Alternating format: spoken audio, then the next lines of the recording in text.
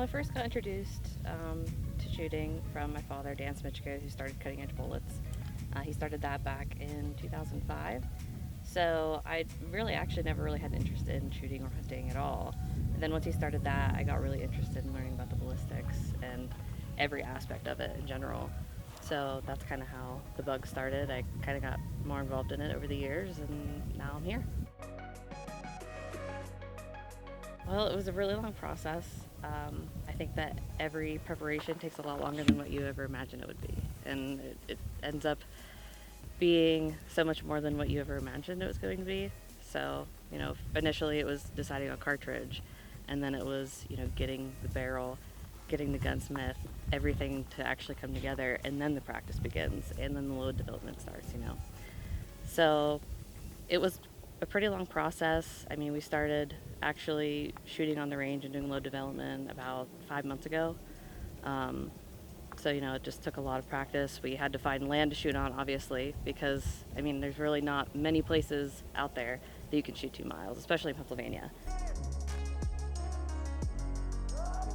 Well, it was really surprising to me how different the wind was. So it was constantly shifting back and forth.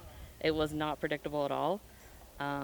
So I think as a new shooter, personally, I think it was really challenging to know whether the wind was just shifting a lot or if it was me that was not shooting properly.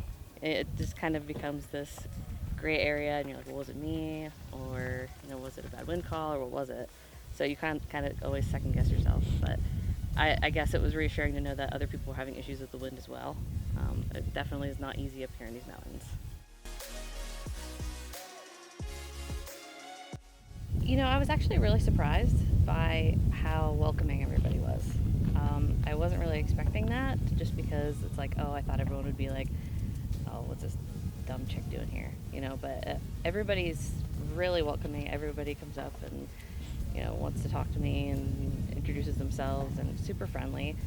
And I guess the biggest challenge would be you have to actually know what you're talking about, because there will be people that come up to you and try to trip you up with like these crazy questions that they wouldn't ask any normal competitor. So I think that the biggest thing is you have to show people like this is serious to me. I know what I'm doing. So that's kind of something you have to overcome.